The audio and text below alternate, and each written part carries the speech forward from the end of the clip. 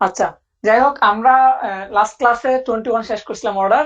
তো আজকে 22 শুরু করবো ইনশাল্লাহ।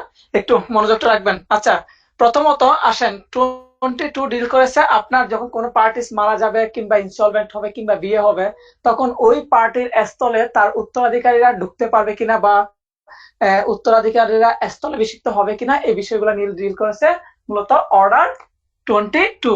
অর্ডার 22। আচ্ছা, এখন আজকে আমরা দেখবো এই জায়গাটা কখন কে ঢুকবে কে ঢুকবে না, বা এই রুলস গুলা কোথায় অ্যাপ্লাই হবে বা কোথায় অ্যাপ্লাই হবে না, সেই জায়গাগুলো আমরা আজকে দেখব। আর যদি না ঢুকে তাহলে কি হবে তাও আমরা দেখব। আচ্ছা, এই যে এখন তাহলে আমরা প্রথমে দেখব রুল 1। আচ্ছা, তাহলে অর্ডার 22 রুল 1টা একটু দেখি কি বলছে। দেখেন, রুল 1-এ বলা হচ্ছে মামলা করার অধিকারটা আপনার বিদ্যমান আছে এবং অধিকার বিদ্যমান থাকা অবস্থায় আপনি মারা গেছেন। ধরেন আপনার একটা কজ অফ অ্যাকশন অ্যারাইজ হয়েছে, আপনি মামলা করতে পারবেন। এখন মামলা করার পূর্বে আপনি মারা গেছেন, এক্ষেত্রে আপনি একমাত্র রুল 1-এ শুধুমাত্র একজন পার্টি থাকলে একজন, শুধুমাত্র একজন মামলা করার অধিকারটা শুধু একজনের। ধরেন আমি আপনার বিরুদ্ধে মামলা করবো, তাহলে আমি মাত্র একজন। এই যে, তাহলে মামলা করার আপনার রাইটসটা অ্যারাইজ হয়েছে এবং আপনি মামলা করার পূর্বে মারা গেছেন। সেই ক্ষেত্রে কি হবে? সেই ক্ষেত্রে আপনার পরবর্তী যারা আছে ওনারা কি করতে পারবেন? আহ, যুক্ত হতে পারবেন, মামলা অ্যাবেট হবে না। এখন আসেন দেখি, তাহলে মামলা করার পূর্বে বা মোকদ্দমা করার পূর্বে এই জায়গাটা রাজস্বী কাপ একটু ইয়া করবেন, একটু খেয়াল করবেন। মোকদ্দমা করার পূর্বে মারা গেছে, খেয়াল করেন। মোকদ্দমা করার পূর্বে মারা গেছে, তাহলে এখানে বাদী কিন্তু অনলি একজন। বাদী হইতে পারে, বিবাদী হইতে পারে। বাদী বা বিবাদী মাত্র একজন হলে, বাদী বা বিবাদী মাত্র একজন হলে, হ্যাঁ, বাদী বা বিবাদী মাত্র একজন হলে সেক্ষেত্রে হচ্ছে রুল 1টা অ্যাপ্লাই হবে, মাত্র একজন। তাহলে দেখেন, মাত্র একজন বাদী কিংবা বিবাদী মাত্র একজন এবং মোকদ্দমা করার পূর্বে উনি মারা গেছেন, সেক্ষেত্রে মামলা অ্যাবেট হবে না। এখন আসেন, এই যে এখানে একটা জিনিস, মজার জিনিস আছে, অ্যাবেট। পরীক্ষায় এই জায়গাটা থেকে কোয়েশ্চেন আসবে। দেখেন, অ্যাবেট বা অ্যাবেটমেন্ট, যে যে জিনিসটা, ধরেন অ্যাবেট হবে না। এখানে দেখেন AVATE, অ্যাবেট। অ্যাবেট তো বাতিল। আর আমরা যখন প্যানেল করে পড়ি তখন ওটা হচ্ছে AVETE, অ্যাবেট। এই যে, তাহলে সিপিসি তে বাতিল অর্থ অ্যাবেট, আর প্ররোসনাস প্যানেল করে যখন আমরা প্ররোসনা পড়বো তখন কিন্তু AVETE, দুইটার মধ্যে পার্থক্য আছে।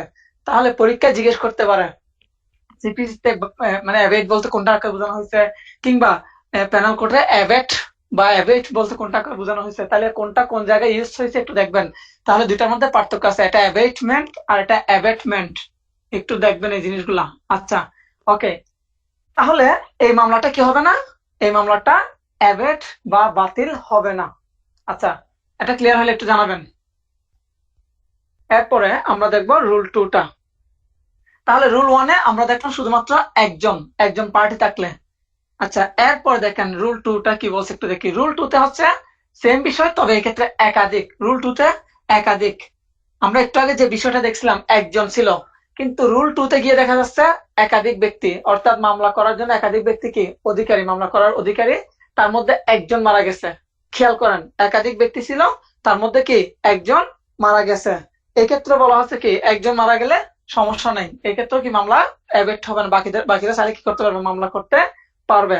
এখন আমরা দেখব রুল 3, ইম্পর্টেন্ট একটা রুল। দেখেন, বাদী এবং বিবাদী দুইটা বিষয়। বাদী এবং বিবাদী দুইটা বিষয়। বাদী মারা গেলে কোন রুলটা অ্যাপ্লাই হবে এবং বিবাদী মারা গেলে কোন রুলটা অ্যাপ্লাই হবে একটু মনোযোগ রাখেন। রুল 3 হচ্ছে বাদীর ক্ষেত্রে। দেখেন, বাদী মারা গেছে, বাদী মোকদ্দমা করার পূর্বে বাদী একজন বা একাধিক জন। ধরেন একাধিক জন থাকলে সেক্ষেত্রে দেখা যাচ্ছে একজন মারা গেছে, কিন্তু বাকিদের কিন্তু মামলা করার রাইটসটা আছে। খেয়াল করবেন। আর অথবা একজন ছিল, উনি মারা গেছে, সমস্যা নেই, ওনার জায়গায় কি হইতে পারবে? ওনার উত্তরাধিকারী যুক্ত হইতে পারবে, ওনার উত্তরাধিকারীরা যুক্ত হইতে পারবে। এখন দেখেন, তাহলে প্রশ্ন হচ্ছে যুক্ত হইতে হইলে কি করতে হবে, কতদিনের মধ্যে যুক্ত হইতে পারবে, এই জায়গাটা একটু দেখার বিষয়। আপনি চাইলেই যুক্ত হতে পারবেন না, আপনাকে আগে একটা কি করতে হবে? আবেদন করতে হবে। যুক্ত হওয়ার জন্য আবেদন করতে হবে। যুক্ত হওয়ার জন্য আবেদন করতে হবে। আচ্ছা, 1 নম্বর বিষয়। এখন প্রশ্ন হচ্ছে আবেদনটা কতদিনের মধ্যে করবেন? আপনাদের রুলের মধ্যে বলা হচ্ছে আইন কর্তৃক নির্ধারিত সময়ে। প্রশ্ন হচ্ছে আইন কর্তৃক নির্ধারিত সময়টা কতদিন? দেখেন, আইন কর্তৃক নির্ধারিত সময়টা হচ্ছে 90 দিন। 90 দিন। প্রশ্ন হচ্ছে এই যে 90 দিন, এই বিষয়টা কোথায় বলা আছে? এটা বলা আছে আমাদের ওই যে সেই ঘুরে ফিরেই আগের লিমিটেশন অ্যাক্টের আর্টিকেল 176 এ। তাহলে আমরা এখান থেকে একটা জিনিস দেখলাম, সেটাকে যদি বাদী মারা যায় সেক্ষেত্রে বাদীর স্থলে বিশিষ্ট হতে পারবেন ওনার উত্তরাধিকারীরা। কতদিনের মধ্যে পারবেন? 90 দিনের মধ্যে। কিভাবে পারবেন? আবেদনের ভিত্তিতে। আর্টিকেল কত? আর্টিকেল 176। এখন আসেন, এখন ধরেন একাধিক ব্যক্তি মামলা করার অধিকারী। এই সেকশনে, এই রুলে একাধিক ব্যক্তি মামলা করার অধিকারী ছিল, কিন্তু একজন মারা গেছে। এখন বাকিরা মামলা করেন নাই। বাকিরা পরবর্তীতে যখন মামলার লিমিটেশন যখন শেষ হয়ে গেছে, তখন ওনারা গ্রাউন্ড দেখাচ্ছে যে কি আমাদের পক্ষে একজন মারা গেছেন, এই জন্য আমরা মামলা করি নাই। অথচ ওই ব্যক্তিকে বাদ দিয়েও কিন্তু বাকিরা কি করতে পারতো? মামলা করতে পারতো। তো এই ক্ষেত্রে কিন্তু আদালত তাদের ইয়াটা অ্যাকসেপ্ট করবে না। কিছু বলবেন? আচ্ছা, আটকে গেছে। এখন ঠিক আছে? আচ্ছা, তাহলে আসেন এখন যদি দেখা যাচ্ছে ওই যে বাকিরা কি করলো, বাকিরা বললো যে কি আমাদের একজন মারা গেছে এই জন্য আমরা মামলা করি নাই, অথচ ওই একজনকে বাদ দিয়ে কিন্তু ওনারা মামলাটা করতে পারতেন। সো এই ক্ষেত্রে যদি বাতিল করা হয় মামলাটা কোন স্টেজে, তাহলে ওনাদের কাছ থেকে কি করবেন? খরচ নিবেন। কি খরচ নিবেন? ওই যে বিবাদী যে এতদিন যে মামলা চলমান ছিল, ধরেন বাদী বললো যে আমাদের পক্ষ থেকে একজন মারা গেছেন, অথবা ওনারা পরবর্তী মামলা চলমান সময়ে বললেন কি যে আমরা আমাদের একজন মারা গেছেন এই জন্য আমরা এতদিন কি একটা কন্টিনিউ করি নাই। এই যে এরকম কোন বিষয় যদি অ্যারাইজ হয়, সেই ক্ষেত্রে দেখা যাবে কি বাদীর পক্ষ থেকে খরচ নিয়ে বিবাদীকে দিবে। একইভাবে বিবাদী হলে বিবাদীর কাছ থেকে নিয়ে বাদীকে দিবে। আচ্ছা, তাইলে রুল 2 তে দেখলাম আমরা, সরি রুল 3 তে দেখলাম বাদী যুক্ত হইতে পারবে। বাদী মারা গেলে বাদীর উত্তরাধিকারী যুক্ত হইতে পারবে। আবেদনের ভিত্তিতে অবশ্যই আবেদন করতে হবে। আবেদন না করলে বাতিল। আচ্ছা, আর কতদিনের মধ্যে? 90 দিনের মধ্যে। কোথায় বলা আছে? 176 এ বলা আছে। এবার আমরা দেখবো রুল 4। রুল 4 এ হচ্ছে বিবাদী, সেম বিষয়। এবার বিবাদী মারা গেলে সেক্ষেত্রে বিবাদীর স্থলে কি করতে পারবেন? ওনার উত্তরাধিকারীরা ঢুকতে পারবেন বা স্থলে বিভক্ত হতে পারবেন। আচ্ছা,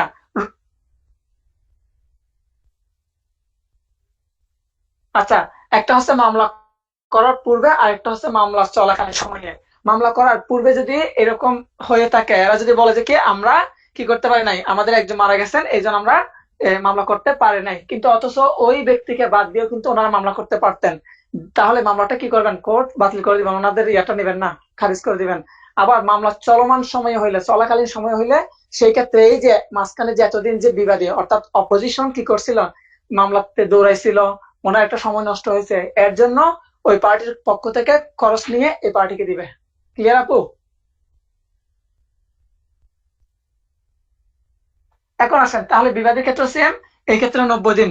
এখন এই ক্ষেত্রে একটা জিনিস ভিন্ন আছে, সেটা হচ্ছে 177, আর্টিকেল 177। আচ্ছা, আশা করি এতটুকু ক্লিয়ার হয়ে গেছে। এবার আসেন, এবার যে জায়গাটা দেখবো সেটা হচ্ছে আপনার, এগুলো তো গেল মামলার করার শুরুতে, মামলা করার পূর্বে কিংবা মামলা চলমান। এখন দেখেন শুনানি হয়ে গেছে, শুনানি শেষ হইলে যদি মারা যায় তাহলে কি হবে? ধরেন শুনানি আমরা তো দেখলাম, তাহলে মামলার শুনানি শেষে মারা গেছেন, এখন এই ক্ষেত্রে কি কোর্ট রায় দিবেন না? আসেন একটু দেখি এই ক্ষেত্রে কি বলতেছে। রুল 6 রুল 6 এ বলা আছে শুনানি শেষ হয়ে গেল, শুনানি শেষ হওয়ার পরে এবং রায় ঘোষণার পূর্বে যদি মারা যায়, শুনানি শেষে, শুনানি শেষ শেষে এবং রায় ঘোষণার পূর্বে, রায় ঘোষণার পূর্বে যদি মারা যায়, রায় ঘোষণার পূর্বে যদি মারা যায়, পূর্বে মারা গেলে, হ্যাঁ তখন কি হবে? তখন বলা হচ্ছে মামলা কি হবে না? অ্যাবেট হবে না। অ্যাবেট হবে না, তার মানে মামলা ঠিক থাকবে, অ্যাবেট হবে না। এখন এজ ইউজুয়াল একটা সাধারণ মামলা যেরকম রায় ঘোষণা করবেন, এখানেও রায় ঘোষণা করতে পারবেন, ওনাকে দরকার নেই। ক্লিয়ার কিনা জানাবেন একটু। তাহলে শুনানি শেষে এবং রায় ঘোষণার পূর্বে যদি মারা যায়, যে কোনো পার্টি মারা যেতে পারে, এই জন্য মামলা কি হবে না? অ্যাবেট হবে না। ওকে, এবার আমরা একটু সামনের দিকে যাব। এবার পরবর্তী রুল হচ্ছে রুল 8। আচ্ছা, রুল 8 এর আগে তাহলে একটা জিনিস আমরা রুল 6 দেখলাম, আর রুল 7টা হচ্ছে মহিলার বিয়ে হয়ে গেলে, কোনো একজন মহিলার যদি বিয়ে হয়ে যায়, ধরেন উনি বাদী ছিল, এখন পরে ওনার বিয়ে হয়ে গেছে, এই ক্ষেত্রে মামলা এভেক্ট হবে না। আর রুল 8 এর ক্ষেত্রে যে জিনিসটা ইম্পর্ট্যান্ট সেটা হচ্ছে যদি দেউলিয়া হয়ে যায় বাদী কিংবা বিবাদী, বাদী কিংবা বিবাদী যদি দেউলিয়া হয়ে যায় তাহলে কি হবে সেই বিষয়টা বলা আছে রুল 8 এ। দেখেন, বাদী দেউলিয়া হইলে, বাদী বাদী যদি দেউলিয়া হয়,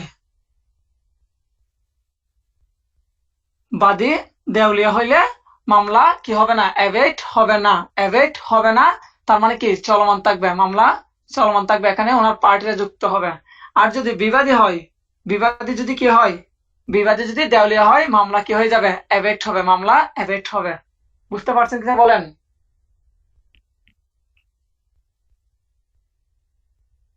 আচ্ছা, এখন তাহলে আমরা দেখলাম বাদী যদি দেউলিয়া হয়ে যায়, বাদীর কি মানে মাপ নাই, বাদী কি করবেন, ওনার জায়গায় ওনার উত্তরাধিকারে যুক্ত হয়ে ওটা ইয়ে করবেন, রান করবেন, কারণ ওনার তো পাও না। এবার আসেন রুল 9।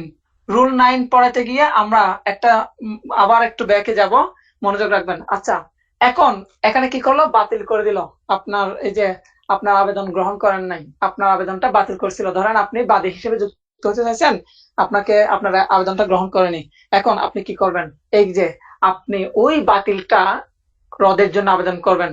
আচ্ছা, এখন প্রশ্ন হচ্ছে আমরা এরকম রদের আবেদন পূর্বে কোন জায়গায় পড়ছি, দেখে একটু বলেন, বলেন। আচ্ছা, আমরা অর্ডার 9-এ, অর্ডার 9-এও কিন্তু আমরা দুইটা, অর্ডার 9-এ রুল 9 এ এবং রুল 9 আবার 13-13-এ, হ্যাঁ হ্যাঁ, ইয়েস, থ্যাংক ইউ। এই যে এই জায়গাগুলোতে আমরা দুই ধরনের আবেদন দেখছিলাম, একটা মানে রদের আবেদন আর একটা সরাসরি রদের আবেদন, দুইটা শব্দ। ঠিক এখানেও সেম, একটা হচ্ছে রুল 9 আর একটা হচ্ছে রুল 9 এ। রুল 9 এ এটা হচ্ছে রদের আবেদন, রদের আবেদনটাই যে আপনার যে ইয়া করলো, বাতিল করলো, এই বাতিলটা রদের আবেদন করবেন, 9-এও করতে পারবেন, 9 এতেও করতে পারবেন। একটা হচ্ছে খরচ ছাড়া আর একটা হচ্ছে খরচ ব্যতীত। আমরা একটু একটু দেখি কোনটাতে কি। দেখেন, প্রথমত আমরা রুল 9টা একটু ক্লিয়ার করবো। এটা হচ্ছে এজ ইউজুয়াল আপনি কি করবেন, আবেদন করবেন, আপনি আবেদন করবেন। খেয়াল করেন, আগে আরেকটা বিষয় বলে রাখি, যদি কোনো ইয়া করেন, যদি এরকম যদি ইয়া করেন, কোন একটা মোকদ্দমা যদি কি করে, খারিজ করে বা বাতিল করে, সেই বিষয়ে আপনি নতুন ভাবে মামলা করতে পারবেন না। প্রথমে জেনে রাখেন, প্রথমে জেনে রাখেন, এই যে আপনার যে মামলা কি করলো, খারিজ করে দিল কিংবা বাতিল করে দিল, এই ক্ষেত্রে আপনি প্রথমে মাথায় রাখতে হবে নতুন কোনো মামলা করতে পারবেন না। আপনি কি করবেন, আপনি ওই বাতিলের বা খারিজের আবেদনটা রদের জন্য আবেদন করবেন। তাহলে আবেদনটা আপনি দুইটা রুলস এর মধ্যে করতে পারবেন, রুল 9 এবং রুল 9 এ। রুল 9 এর আবেদনটা হচ্ছে কি, আপনি অ্যাজ ইউজুয়াল আবেদন করবেন যেখানে কোনো খরচ দিতে হবে না। খেয়াল করেন, যেখানে কোনো খরচ দিতে হবে না। তাহলে এটা হচ্ছে জাস্ট একটা আবেদন। আচ্ছা, একটু, হ্যাঁ, তাহলে এটা হচ্ছে আবেদন করবেন, রদের আবেদন, শুধু রদের আবেদন, রদের রদের আবেদন। আচ্ছা, রদের আবেদন। আচ্ছা, তাহলে আবেদন করবেন কতদিনের মধ্যে করবেন, ওই যে যেদিন বাতিল হয়েছে সেদিন থেকে 60 ডেজ এর মধ্যে। এই 60 ডেজ এর বিধানটা কিন্তু আপনি মূল রুলস এর মধ্যে পাবেন না। 60 ডেজ এর মধ্যে যে আবেদন করবেন, এই যে 60 ডেজ এর বিষয়টা আপনি ওই রুলের মধ্যে পাবেন না। তাহলে এটা কোথায়, এটা লিমিটেশন অ্যাক্টে কোথায় আছে, লিমিটেশন অ্যাক্টের 171-এ, আর্টিকেল 171-এ এই বিষয়টা বলা আছে। আপনি রদের আবেদন করবেন এবং এক্ষেত্রে কোনো খরচ দিতে হবে না। গ্রহণ করাটা বা না করাটা এটা হচ্ছে আদালতের উপর ডিপেন্ড করে। কিন্তু রুল 9 ইয়াতে যাই, কত, রুল 9 এতে যাবেন এখন। এটা ক্লিয়ার করে একটু জানাবেন আপু। আচ্ছা, এখন আমরা যে জায়গাটা দেখবো, 9-এর ওদিকে যাওয়ার আগে এখন আরেকটা জিনিস দেখেন। এখন আপনি আবেদন করলেন, আপনার আবেদনটা অ্যাকসেপ্ট করতে পারে কিংবা প্রত্যাখ্যানও করতে পারে। দেখি একটু বলেন, আপনার আবেদনটা যদি প্রত্যাখ্যান করে তাহলে আপনার কি প্রতিকার, আর যদি আহ, গ্রহণ করে সেক্ষেত্রে অপোজিশনে কি প্রতিকার, দেখি একটু বলেন।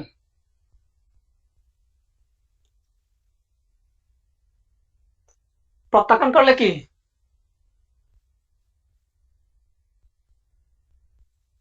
Yes, thank you.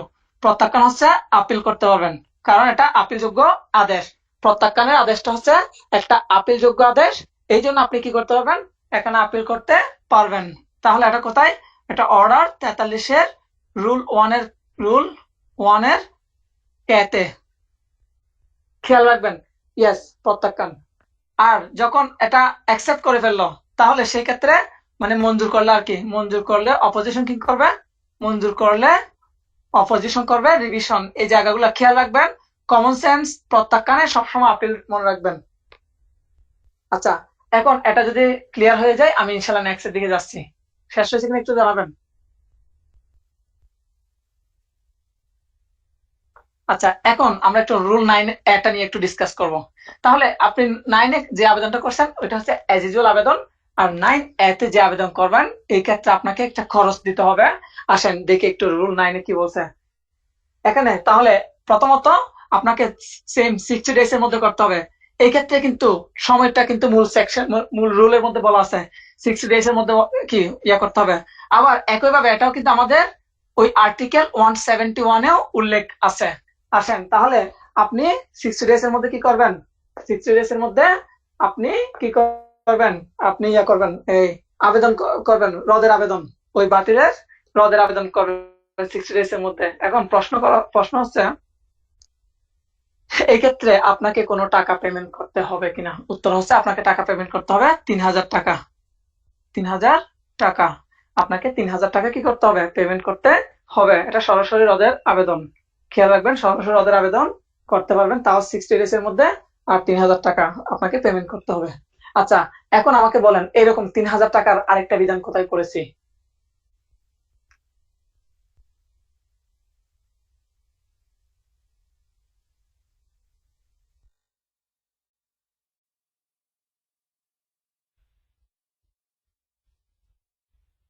কি বলেন,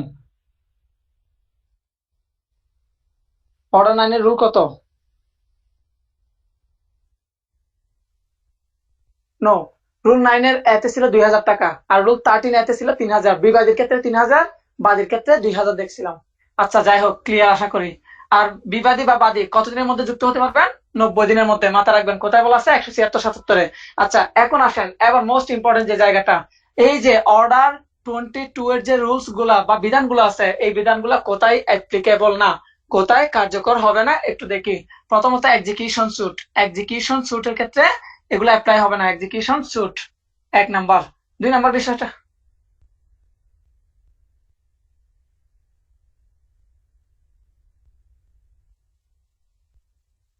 এখন দেখা যাচ্ছে আপু।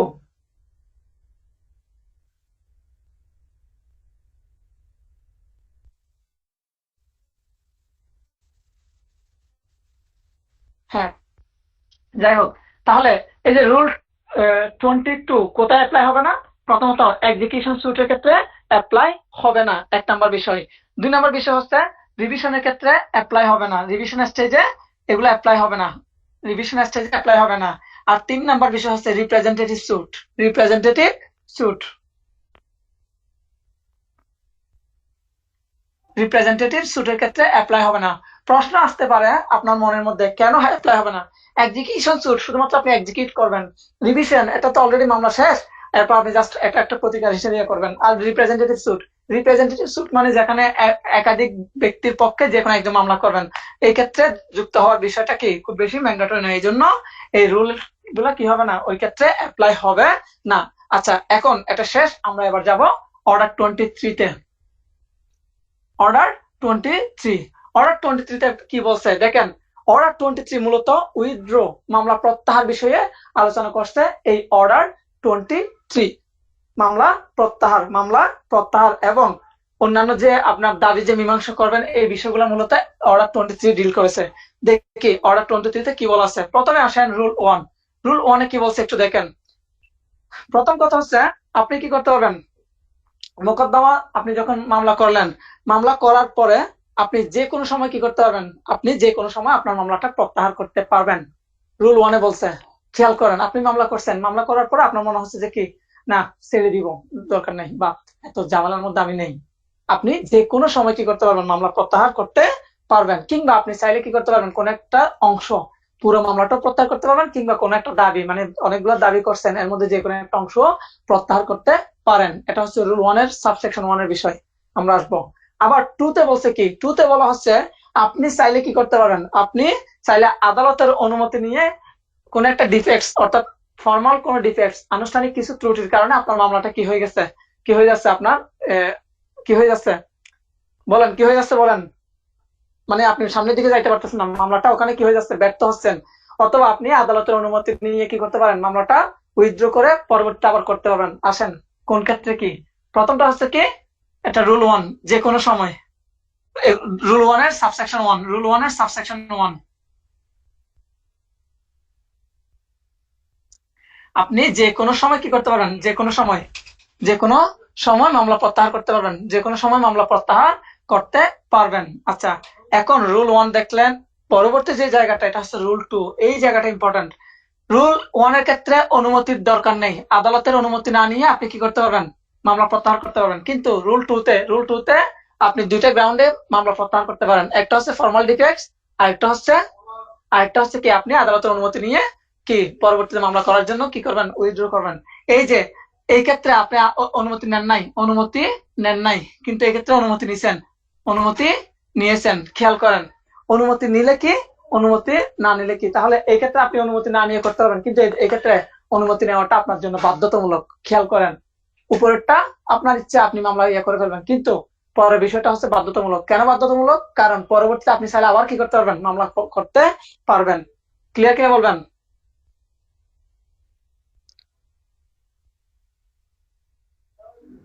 আচ্ছা, এবার এখন এই যে আপনি যদি 2 নম্বর গ্রাউন্ডে যদি অনুমতি না নেন, তাহলে সেক্ষেত্রে আপনি আর পরবর্তীতে মামলা করতে পারবেন না। আমরা এরকম একটা বিষয় অর্ডার 4 পড়ে আসছিলাম। ধরেন অনেকগুলো দাবি ছিল, আপনি দেখতেছেন কি দাবি সবগুলো যদি একত্র করেন তাহলে আপনি ওই যে আপনার কোর্টে মামলা করতে পারতেছেন না, তখন সেক্ষেত্রে আপনি আদালতের অনুমতি নিয়ে আলাদা করতে পারবেন, কিছু ছাড় দিতে পারবেন, পরবর্তী আবার ওগুলো নিয়ে মামলা করতে পারবেন। আচ্ছা, এই তো গেল।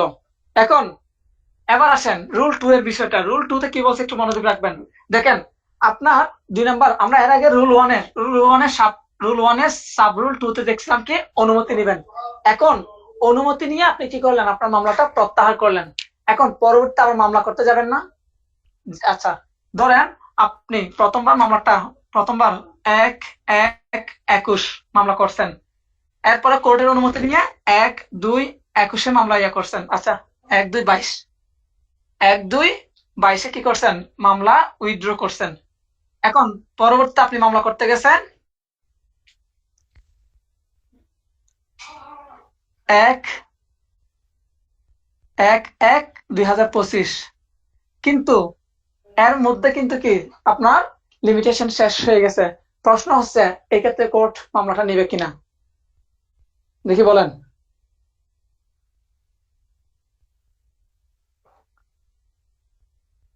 হ্যাঁ, উত্তর হচ্ছে নিবেন। এই ক্ষেত্রে লিমিটেশন অ্যাপ্লাই হবে না, কারণ আপনি ওই যে আদালতের অনুমতি নিয়েছেন বলেই এই ক্ষেত্রে লিমিটেশন অ্যাপ্লাই হবে না। ক্লিয়ার? মনে হবে যে কি একদম আপনি মামলাটা ফ্রেশ শুট করছেন। মাঝখানে যে আপনার যতদিন যে ইয়াতে ছিল, আপনার এই যে 1 বছর যে কোর্টটা কি সরি মামলাটা যে চলমান ছিল, এই 1 বছরটা এখান থেকে মাইনাস হয়ে যাবে, মনে হবে কি একদম একটা ফ্রেশ শুট করছেন। রুল 2 তে এই বিষয়টা বলছে, অর্থাৎ এই ক্ষেত্রে লিমিটেশন অ্যাপ্লাই হবে না অনুমতি নিলে, বাস। এবার আসেন রুল 3, মোস্ট ইম্পর্টেন্ট, যেখান থেকে আপনাদের কোয়েশ্চেন আসার সম্ভাবনাটা অনেক বেশি। আসেন রুল 3 তে বলা হচ্ছে কি, একটু দেখেন, জিনিসটা আগে বুঝবেন। মামলা করার পরে আদালত পক্ষদ্বয়কে একটা ক্ষমতা দেয়। ক্ষমতাটা কিসের? দুইটা পক্ষ মিলে একটা যাতে একটা কি মীমাংসতে যেতে পারেন, এই জন্য আদালত দুইটা পক্ষকে একটা ক্ষমতা দিয়ে থাকেন। এই যে দুইটা পক্ষ মিলে যখন কি মীমাংসা করে ফেলেন এবং সেই মীমাংসার ভিত্তিতে আদালত একটা ডিক্রি পাস করে থাকেন, ওই ডিক্রিটাকে বলা হয় কম্প্রোমাইজ ডিক্রি, সোলে ডিক্রি, কিংবা কিংবা তার আরো একটা নাম আছে, সেটা হচ্ছে আপনার সম্মতি সূচক ডিক্রি। তাহলে পরীক্ষায় প্রশ্ন আসতে পারে, সব বেশিরভাগ যে কোয়েশ্চেনটা আসে যে সোলে ডিক্রির কথা কোথায় বলা আছে, আসতে পারে, অথবা সম্মতি সূচক ডিক্রির কথা কোথায় বলা আছে, আসতে পারে, অথবা ইংলিশে দিলে কম্প্রোমাইজ ডিক্রির কথা কোথায় বলা আছে। সো পরীক্ষায় কোনো কারণে যদি আপনি বাংলাটা বুঝতে না পারেন, আমার একটা আর্নেস্ট রিকোয়েস্ট থাকবে, প্রশ্নের মধ্যে কিন্তু মানে 2 পৃষ্ঠা মানে 4 পৃষ্ঠার প্রশ্ন, 4 পৃষ্ঠা বা 2 পাতা যাই বলেন, 8 পৃষ্ঠা, ওই একটা প্রশ্নের মধ্যে কিন্তু বাংলা ভার্সন এবং ইংলিশ ভার্সন, দুইটা ভার্সনই আছে। সুতরাং কোনো কারণে যদি আপনি বাংলাটা বুঝতে না পারেন, দয়া করে কাইন্ডলি আপনারা ইংলিশে যাবেন, ইংলিশটা বুঝবেন, কারণ আমরা ইংলিশ মিডিয়ামে পড়ে আসছি। সো অনেকগুলো বাংলা টার্মের সাথে আমরা পরিচিত না, ইভেন অনেক কোর্ট প্র্যাকটিস পড়ের সাথে আমরা কি না, আমরা না পরিচিত না। সো কোনো কারণে যদি না বুঝেন তাহলে সরাসরি ওই যে প্রশ্নটা উল্টাই ইংলিশে যাবেন। আরেকটা মাথা রাখবেন, পরীক্ষা আপনারা দিবেন বাংলায়, সুতরাং দাগানোর সময় একটু খেয়াল রাখবেন এই জিনিসগুলা। আপনি যেহেতু বাংলায় দিচ্ছেন, বাংলাটা খেয়াল রাখবেন। সো আমার এই রিকোয়েস্টটা থাকবে, এই পরামর্শটা থাকবে, কাজে লাগাবেন আশা করি। তাহলে আসেন এই রুল 3 তে বলা হয়েছে কম্প্রোমাইজ ডিগ্রির কথা। এখন তাহলে আমরা এখান থেকে কি কি দেখলাম? প্রথমত পার্টিদ্বয় যখন একটা মীমাংসা জায়গাতে যাবেন, তখন ওই মীমাংসার ভিত্তিতে আদালত যে ডিক্রিটা দিবেন, ওই ডিক্রিটাকে বলা হয় সোলে ডিক্রি অথবা আপনার কম্প্রোমাইজ ডিক্রি অথবা সম্মতি সূচক ডিক্রি। তাহলে তিনটা শব্দে এটাকে কি করা হয়? এটাকে পরিচিত করা হয়। তাহলে এই যে ডিক্রি দিবেন, আচ্ছা বুঝলাম, কিন্তু পরীক্ষায় প্রশ্ন তো এখান থেকে আসবে না। দেখি পরীক্ষায় যে প্রশ্নগুলো আসতে পারে, আপনাদের এই যে আপনাদের সম্মতি ভিত্তিতে এখন কোর্ট কি করলো? কোর্ট একটা ডিক্রি দিল, কম্প্রোমাইজ ডিক্রি বা সোলে ডিক্রি। এই সোলে ডিক্রির বিরুদ্ধে আপনি আপিল করতে পারবেন কিনা খেয়াল করবেন, আপনি আপিল করতে পারবেন কিনা এই বিষয়টা বলতেছে এই যে এই জায়গাটা। আসেন আমরা 96 এর সাবসেকশন 3 পড়ে আসছি, সোলে ডিক্রির বিরুদ্ধে কোনো আপিল চলবে না। সোলে ডিক্রির বিরুদ্ধে কি চলবে না? আপিল চলবে না। যদি আপিল না চলে তাহলে কি চলবে? তাহলে রিভিশন চলবে। তাহলে কি চলবে? সরি, হ্যাঁ, রিভিশন চলবে। তাহলে দেখেন প্রথমটা দেখেন, এই যে সোলেন আমার যে ডিক্রিটা দিল কম্প্রোমাইজ ডিক্রি, এই কম্প্রোমাইজ ডিক্রির বিরুদ্ধে কি চলবে না? কোনো ধরনের আপিল চলবে না। তাহলে কি চলবে? রিভিশন চলবে। এতটুকু ক্লিয়ার কিনা একটু জানাবেন।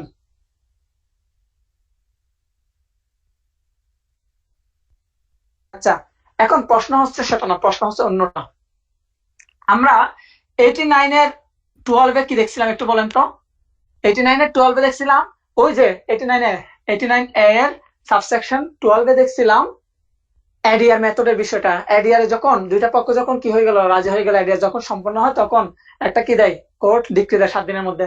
ওই ডিক্রির বিরুদ্ধে কোনো ধরনের কি করা যায় না বলেন?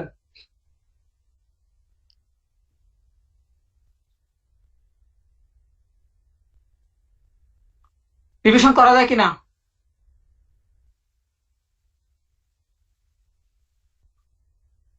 মাথা একদম ফাটাই ফেলবেন, বুঝছেন? নিজের মাথা নিজে নিজে ফাটাবেন। কোনো আপিল বা রিভিশন চলে না। তাহলে কি চলে? শুধু রিভিউ চলে, শুধু রিভিউ চলে। 89 এর 12 কোনো আপিল বা রিভিশন চলবে না। কিন্তু এই যে 96 এর 3 কি, এটাও কিন্তু কম্প্রোমাইজ ডিক্রি, দুটার মধ্যে পার্থক্য আছে। এক্ষেত্রে কি আপনার আপিল চলবে না, তবে রিভিশন চলবে। ওকে, ক্লিয়ার কিনা বলবেন একটু? বলে ফেলছেন? আর বলেন না? আচ্ছা, এখন আসেন তাহলে আমরা দেখলাম কি করা যায় কি করা যায় না সেটা দেখলাম। আচ্ছা, তাহলে এই ক্ষেত্রে আবার আপিল করা যায় না, তাহলে রিভিশন করা যায়। আবার রিভিশন করা যায় মানে কি? আপনি রিভিউ করতে পারবেন, সেম কোর্টে রিভিউ করতে পারবেন। আচ্ছা, এখন আসেন আপনারা, আমি এবং আপনি ধরেন, আমি এবং আপনার, আমাদের দুজনের মধ্যে একটা সমস্যা এড়াইছিল। আমরা দুইজনে কি এই যে রুল 3 অনুসারে কি একটা কম্প্রোমাইজে গেলাম। এখন কোর্ট কি করলো? কোর্ট এই কম্প্রোমাইজের বিষয়টা লিপিবদ্ধ করতেছে না। কোর্ট এই কম্প্রোমাইজের যে বিষয়টা এটা লিপিবদ্ধ করতেছে না। প্রশ্ন হচ্ছে এক্ষেত্রে আমাদের প্রতিকার কি?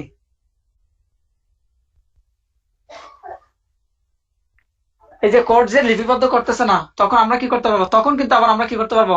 আপিল করতে পারবো, কারণ এটা হচ্ছে একটা আদেশ, আপিলযোগ্য আদেশ। তখন আমরা আপিল করতে পারবো। কোথায় করব? এই যে অর্ডার 43 রুল হচ্ছে এম, খুব সম্ভবত রুল 1 এর এম, রুল 1 এর এম। তাহলে দেখেন আমরা দুইজনে কিন্তু আবার কি রাজি হয়ে গেছি, আমরা কম্প্রোমাইজে চলে যাব, কিন্তু কোর্ট কি করতেছে না, এটা অ্যাকসেপ্ট করতেছে না। তখন আমরা কি করতে পারবো? তখন আমরা ওইটার বিরুদ্ধে কি করতে পারবো? আপিল করতে পারবো। গতকাল এর আগের ক্লাসে আমরা বাইনার বিষয় দেখলাম, বাইনার ক্ষেত্রে যদি অ্যাকসেপ্ট না করে তখন সেটার বিরুদ্ধে কিন্তু কি করা যায়? আপিল করা যায়। এগুলো হচ্ছে আদেশ। ক্লিয়ার হলে একটু জানাবেন।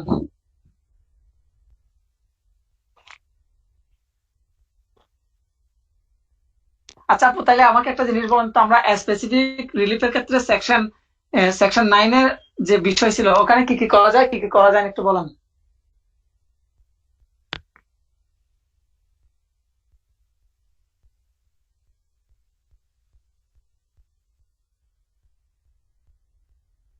আর কি? হ্যাঁ, নো আপিল।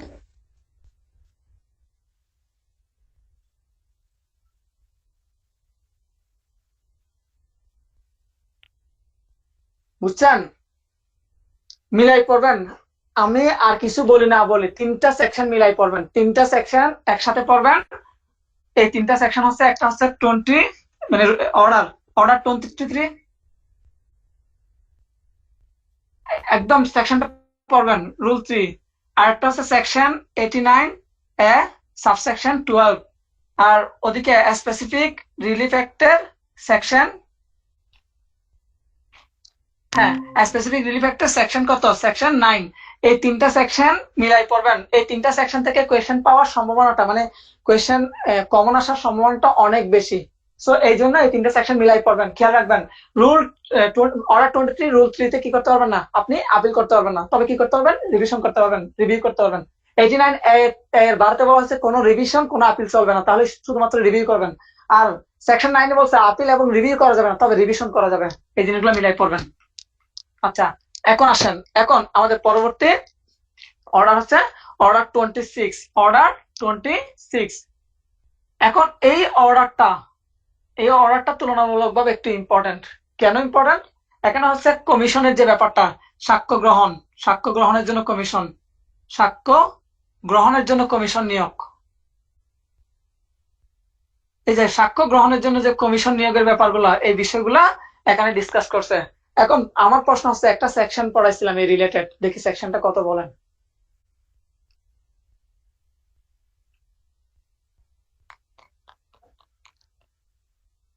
কি কেউ আছেন? কমিশন কোন সেকশনে বলছে কমিশন নিয়োগের কথা?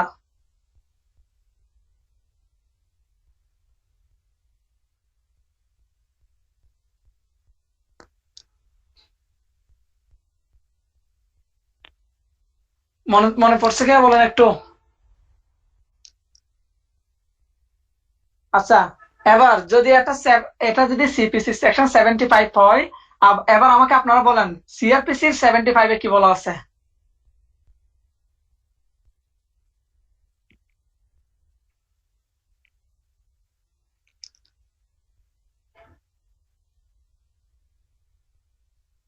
মনে পড়ছে কিনা? একটু মিলাই পড়বেন, আপনাদের প্রতি আমার রিকোয়েস্ট।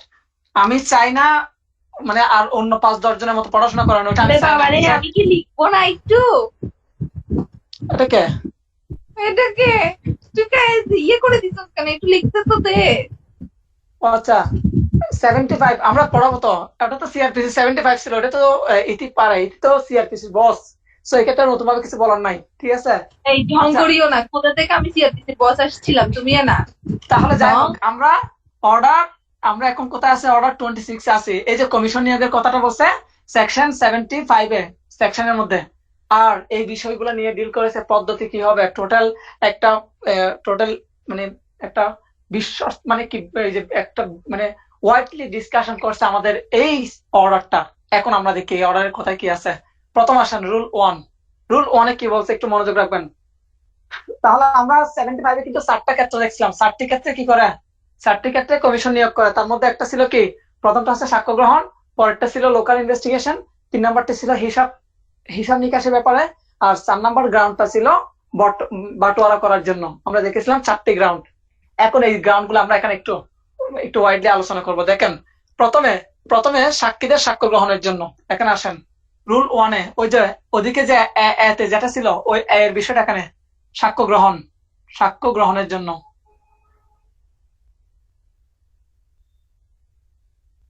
তাহলে এই যে সাক্ষ্য গ্রহণের যে ব্যাপারটা, তাহলে কি বলা হচ্ছে কি, আদালত সাক্ষীদের সাক্ষ্য গ্রহণের জন্য কি করতে পারেন? কমিশন পাঠাতে পারেন। এখন কখন? খেয়াল করেন, দুইটি ক্ষেত্রে পাঠাবেন। দুইটি ক্ষেত্রে। প্রথম ক্ষেত্রটা হচ্ছে কি, যদি কেউ যদি অব্যাহতি পেয়ে থাকে,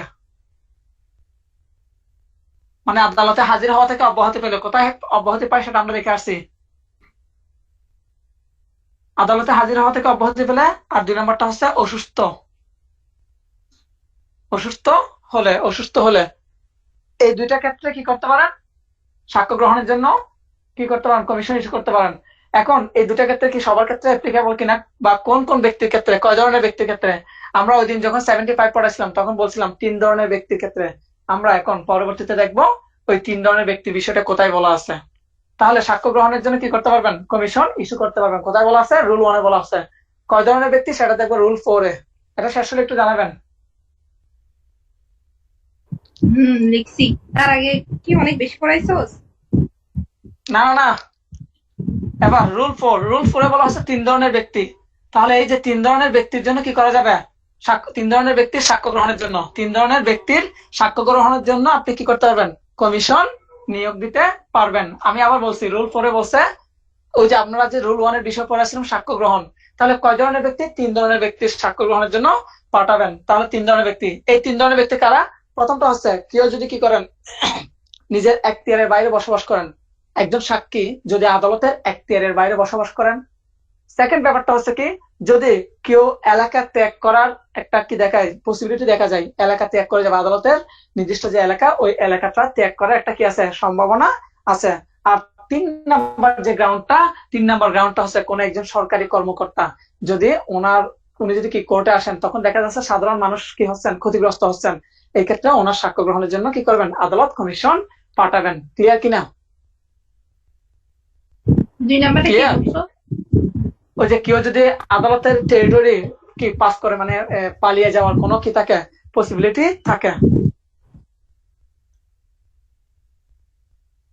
আচ্ছা, পরীক্ষায় প্রশ্ন আসতে পারে বিদেশে বা দেশের বাইরে অবস্থানরত কোনো ব্যক্তির সাক্ষ্য গ্রহণের জন্য কমিশন ইস্যু করা যায় কিনা?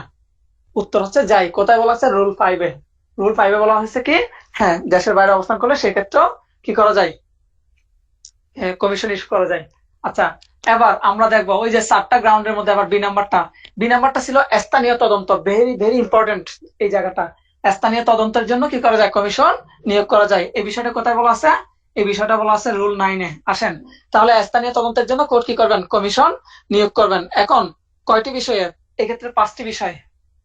5টি বিষয়ে কি করেন? কমিশন নিয়োগ করবেন স্থানীয় তদন্তের জন্য, বা লোকাল ইনভেস্টিগেশন। পরীক্ষায় এই শব্দটা দেখবেন, লোকাল ইনভেস্টিগেশন। একটা মজার জিনিস দেখেন, লোকাল ইনভেস্টিগেশন এবং লোকাল ইন্সপেকশন, সিপিসির অধীনে লোকাল ইন্সপেকশন করার জন্য পার্টিকে আবেদন করতে হয়, কিন্তু লোকাল ইনভেস্টিগেশন কোর্ট সুমোটো করতে। এগুলো একটু মাথায় রাখিয়েন। রাজশিকা আছেন?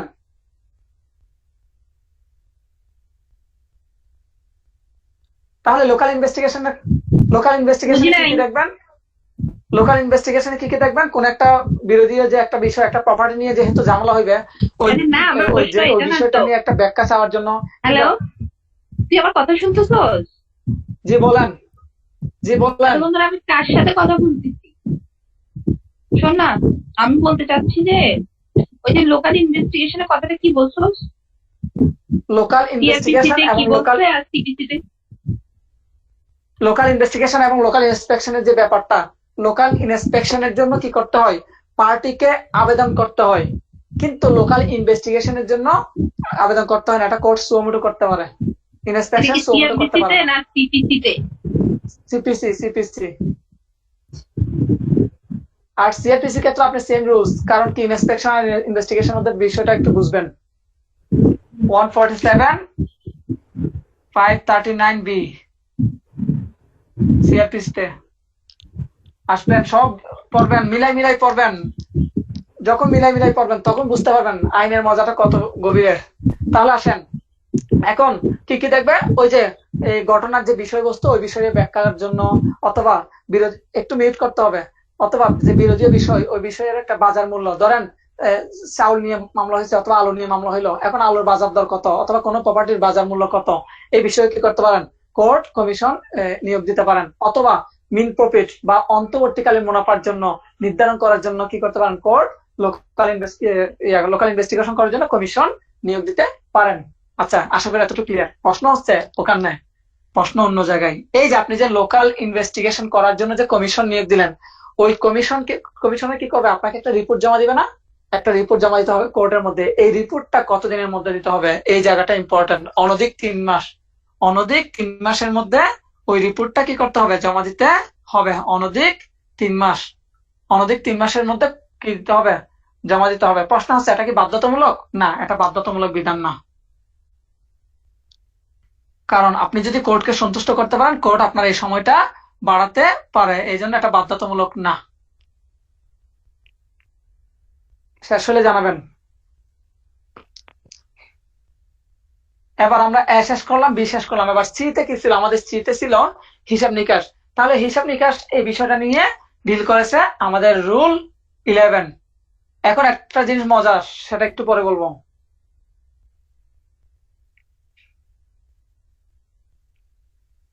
এগুলো শেষ হলে একটু জানাবেন। 3 মাসের মধ্যে কে কাকে জমা দিবে?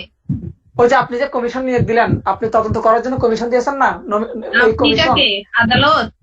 যে আপনি আদালত, খুশি হয়ে যান। হ্যাঁ। আদালত কমিশন নিয়োগ করবে। এই কমিশন কি করবে? কমিশনার ইনভেস্টিগেশন করে একটা রিপোর্ট জমা দিবে। ওই রিপোর্টটা জমা দেওয়ার সময় হচ্ছে অনধিক 3 মাস। প্রশ্ন হচ্ছে এটা বাধ্যতামূলক কিনা? এটা বাধ্যতামূলক না। কারণ কি? আপনি কোর্টকে মানে অর্থাৎ ওই কমিশন যদি কোর্টকে সন্তুষ্ট করতে পারে তাহলে সময়টা আরো বাড়াতে পারে, এই জন্য এটা বাধ্যতামূলক না। আচ্ছা, এখন তো গেল এই অবস্থা। এখন আসেন আমরা ওই সিতে 75-এর সিতে পড়ছিলাম হিসাব নিকাশ। হিসাব নিকাশের সমন্বয় করার জন্য, হিসাব নিকাশ সমন্বয় করার জন্য কি করতে পারে? কমিশন নিয়োগ দিতে পারে, সিতে বলছিলাম। আর এই বিষয়টা আমাদের রুল 11-এ ডিসকাস করা হয়েছে। আর সর্বশেষ ডি নাম্বারে ছিল কি? বাটোয়ারা, সম্পত্তি বাটোয়ারা। এটা নিয়ে ডিল করেছে আমাদের 13 রুল 13, সম্পত্তি বাটোয়ারা। এখন সম্পত্তি বাটোয়ারা নিয়ে আমরা একটা সেকশন পড়েছিলাম, দেখি বলেন। সম্পত্তি বাটোয়ারা নিয়ে একটা সেকশন পড়ছিলাম, সেকশন 54। কোর্ট যখন ডিক্রি এক্সিকিউট করতে যায় সেক্ষেত্রে সম্পত্তি বাটোয়ারা যে ব্যাপারটা আসে, কে বাটোয়ারা করেন? আমরা দেখেছিলাম জেলা কালেক্টর অথবা ওনার অধীনে ক্ষমতাপ্রাপ্ত অন্য কোনো 2জন ব্যক্তি দেখেছিলাম। এখন ওই ক্ষেত্র ব্যতীত অন্যান্য ক্ষেত্রে এই রুল 13টা অ্যাপ্লাই হবে। 54-এর ক্ষেত্রে শুধু 54টা অ্যাপ্লাই হবে, 54 বাদে অন্যান্য ক্ষেত্রে এই সম্পত্তি বাটোয়ারার বিষয়টা অ্যাপ্লাই হবে। কারণ ওইটা ছিল এক্সিকিউশন স্টেজ আর এটা হচ্ছে ট্রায়াল স্টেজ। বুঝছেন কিনা একটু বলেন।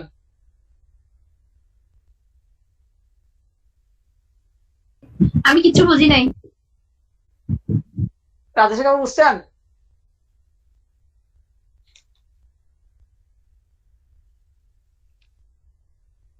হ্যাঁ, যতটুকু বুঝছেন একটু বুঝান তো দেখি।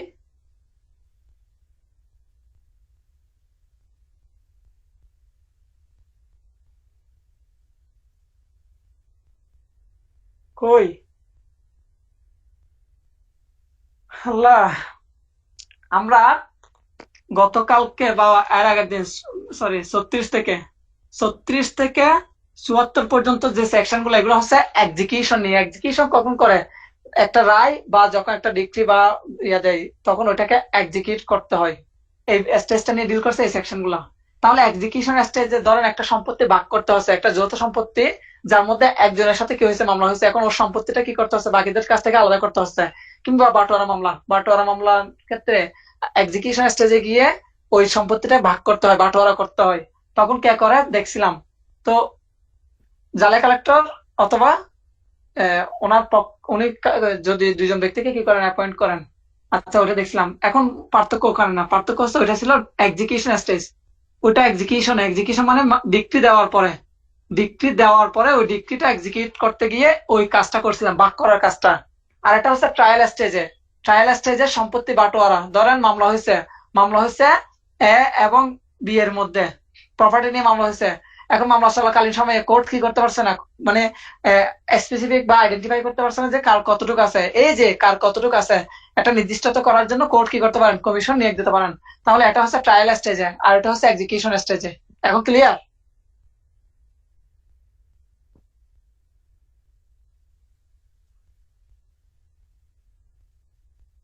ও ভাই, ইতিআফু।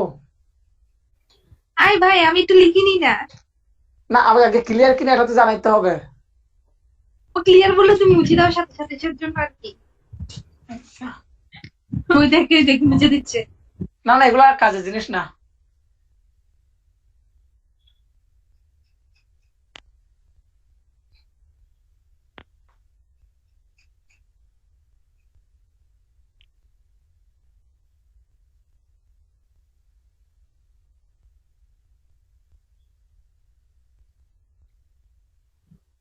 আচ্ছা বল, মানে বাটোয়ারার প্রপার্টিটা যদি কোর্ট সমাধান করতে না পারে সেক্ষেত্রে গিয়ে দেয়। কমিশন নিয়োগ দেয়। হ্যাঁ, কোর্ট তো আর ওখানে যাই দেখবে না, কোর্ট তো আর ইয়ে করবে না যে কার কতটুকু আছে না আছে, এটা তো কোর্ট এখান থেকে কোর্টে বসে তো বুঝতে পারবে না, ম্যাজিস্ট্রেট বা সরি জাজ তো কোর্টে বসে বুঝতে পারবেন না। এই জন্য ওটা জায়গায় গিয়ে দেখার জন্য ব্যক্তি নিয়োগ দিবেন, ওদেরকে কমিশন বলা হয়। আচ্ছা, কমিশনার। এখন আসেন, এই যে কোনটাতে কি বলছে, এই মুখস্থ করার এগুলো সবগুলো কিন্তু বিজোড় সংখ্যা, ১, ৯, ১১, ১৩। এতে হচ্ছে কি, এতে হচ্ছে সাক্ষ্য গ্রহণ, বিতে হচ্ছে কি লোকাল ইনভেস্টিগেশন, সিতে হচ্ছে কি, সিতে হচ্ছে আপনার হিসাব নিকাশ, আর ডিতে হচ্ছে বাটোয়ারা। জিনিসগুলো এভাবে মনে রাখবেন, ১, ৯, ১১, ১৩। কেমন হয়? আসেন, আপনার সাথে আমার একটা মামলা হয়েছে, এখন মামলাটা হয়েছে টাকা পয়সা এই রিলেটেড ওয়েট মামলা। ওয়েট, একে কি ছিল? এতে হচ্ছে সাক্ষ্য গ্রহণ। আচ্ছা, আচ্ছা, এখন কমিশন নিয়োগ দিচ্ছেন, এই যে কমিশনার ওনারদের যে একটা কাজের যে পদ্ধতিটা, এই যে কমিশনের যে পদ্ধতি, কার্য পদ্ধতি, এটা কোথায় বলা আছে? এটা বলা আছে রুল 14-তে, কার্য পদ্ধতি। ওনারা কিভাবে করবেন না করবেন এই বিষয়গুলো ক্লিয়ার হলে বলবেন। এতটুকু শেষ। এবার আসেন, এবার আমরা গুরু শোন না, হ্যাঁ আমি কি বলি ও কি বুঝে, ও মনে হয় আজকে কিছু শুনতেছে না। এই যে হ্যাঁ, তুই ১, ৯, ১১, ১৩, এখানে এ, তারপর 9-এ কি জানি ছিল? রাজশেখর আপু কিছু বুঝছেন কিনা বলেন।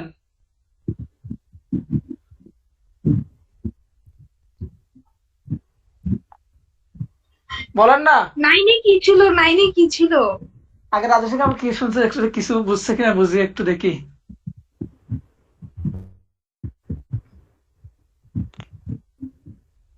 মা, উনি কই? আচ্ছা, এই জিনিসটা বুঝছেন আপনি, এই ক্যালকুলেশনটা বুঝছেন, এই সিস্টেমটা বুঝছেন আপনি, এই সিস্টেমটা বুঝছেন কিনা? এখানে যে লিখলাম এ বি সি ডি, ১, ৯, 11, ১৩, বুঝছেন কিনা? আল্লাহ আল্লাহ রে আল্লাহ, তুমি আমার উঠে যাও। তো তুমি আমাকে না বুঝাই দিতে চাচ্ছ কেন? হ্যাঁ, আচ্ছা, রুল 14-তে কার্য পদ্ধতি, এটা ক্লিয়ার তো? এটা মুছি একটু। আচ্ছা আসেন, আমরা 75-এ দেখছিলাম কোর্ট 4টি ক্ষেত্রে কি করতে পারে, কমিশন নিয়োগ দিতে পারে, 4টি ক্ষেত্র দেখছিলাম।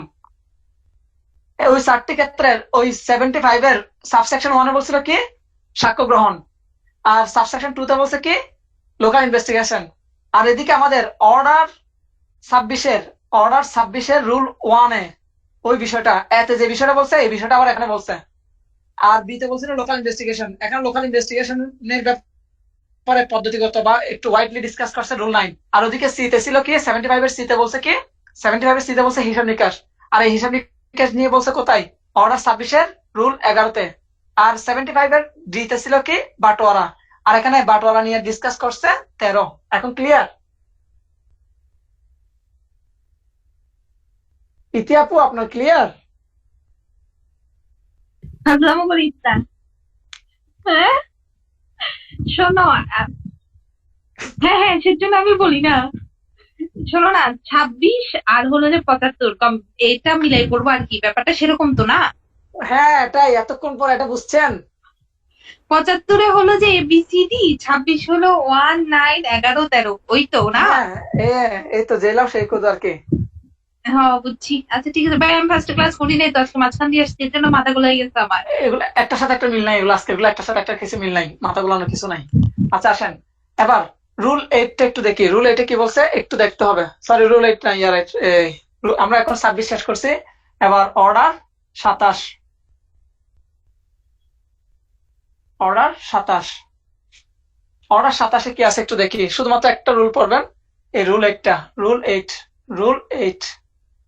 আপনি সরকারি কর্মকর্তার বিরুদ্ধে যদি মামলা করেন তাহলে সরকারি কর্মকর্তাকে গ্রেপ্তার করতে পারবেন কিনা বলা হচ্ছে, এক্সিকিউশন ছাড়া অর্থাৎ ডিক্রি জারি ব্যতীত অন্যান্য ক্ষেত্রে তাদেরকে কি করতে পারবেন না, গ্রেপ্তারও করতে পারবেন না, কিংবা তাদের কোনো প্রপার্টি ক্রয়ও করতে পারবেন না। এখন সরকারি কর্মকর্তা বলতে আপনি কি মানে যে কোনো সরকারি কর্মকর্তার ব্যাপারটা এরকম না, মামলাটা হইতে হবে সরকারি রিলেটেড, মামলাটা হইতে হবে সরকারি রিলেটেড। যেমন আপনি রেলওয়ের কি বিরুদ্ধে মামলা করছেন, তাহলে রেলওয়ে হচ্ছে একটা সরকারি প্রতিষ্ঠান, তাহলে রেলওয়ের মামলাটা কার বিরুদ্ধে করলেন, রেলওয়ে জেনারেল ম্যানেজারের বিরুদ্ধে করছেন। এখন আপনি এই জেনারেল ম্যানেজারকে কি করতে পারবেন না, এক্সিকিউশন স্টেজ ব্যতীত কোনো ধরনের গ্রেপ্তার করতে পারবেন না, কিংবা কোনো রেল বা কোনো ট্রেনকে কি করতে পারবেন না, আপনি ক্রোকও করতে পারবেন না। ক্লিয়ার? তাহলে সেক্ষেত্রে তো গভর্নমেন্ট অফিস কোম্পানি ওটাও হয়। সব সব সব, এটা তো একটা মাত্র এক্সাম্পল দেখালাম।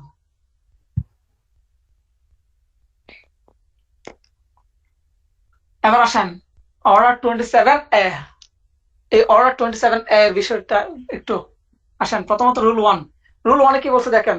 ধরেন আপনি সরকারের বিরুদ্ধে মামলা করছেন, সরকারের বিরুদ্ধে এরে যখন বাবা, মামলা কর দাঁড়া ওয়েট। এই যে তুই মুখে বলছোস ভাই, আমার কলম তো তোর মুখের মতো চলে না, তাই না? আমাকে একটু লিখতে দে না।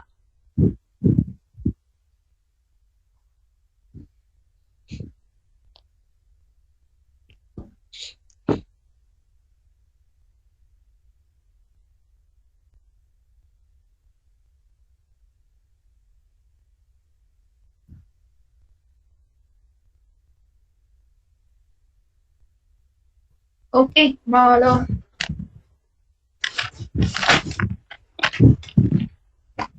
আচ্ছা এখন আসেন, এবার আমরা দেখবো সরকারের বিরুদ্ধে আপনি মামলা করছেন। এখন সরকারের বিরুদ্ধে যখন মামলা করছেন দেখা উপরে যাচ্ছে পিসি ওই নাইন কি?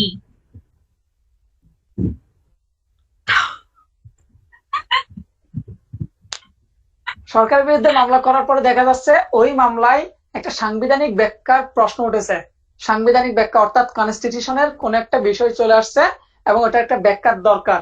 আমি আবার বলছি, আপনি সরকারের বিরুদ্ধে একটা মামলা করছেন, মামলা করার পরে দেখা যাচ্ছে ওই মামলায় একটা সংবিধান ব্যাখ্যার প্রশ্ন আসলো। প্রশ্ন যখন অ্যারাইজ হবে তখন সেই ক্ষেত্রে আপনাকে কি করতে হবে, আপনি কোর্ট হিসেবে অ্যাটর্নি জেনারেলকে নোটিশ দিতে হবে। অ্যাটর্নি জেনারেলকে নোটিশ দিতে হবে। তাহলে প্রশ্ন আসবে, সাংবিধানিক কোনো ব্যাখ্যা করলে প্রশ্ন এরাইজ হলে কাকে নোটিশ দিতে হবে? অ্যাটর্নি জেনারেলকে। অ্যাটর্নি জেনারেলকে নোটিশ না দিয়ে আপনি মামলাটা কি করতে পারবেন না, সামনের দিকে প্রসিড করতে পারবেন না।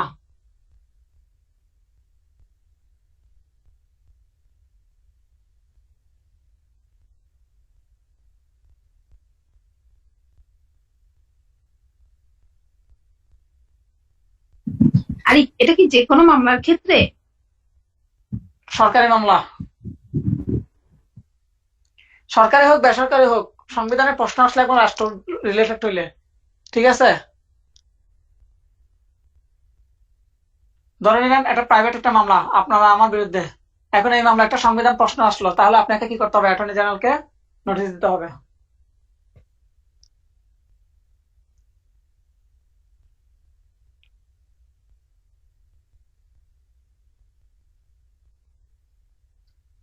এবার আসেন রুল 2 তে কি বলছে। রুল 2 তে বলা হচ্ছে কোন একটা মোকদ্দমা দেখা যাচ্ছে সরকারকে পক্ষ হিসেবে যুক্ত করতে হচ্ছে, তাহলে আপনি মামলার যে কোন স্টেজে সরকারকে পক্ষ হিসেবে কি করতে পারবেন, যুক্ত করতে পারবেন। পক্ষ মানে আপনার পক্ষ হোক কিংবা আপনার বিবাদী পক্ষ হোক, যে কোনো পক্ষ হিসেবে যুক্ত করতে পারবেন। এই বিষয়টা বলা আছে রুল 2 তে।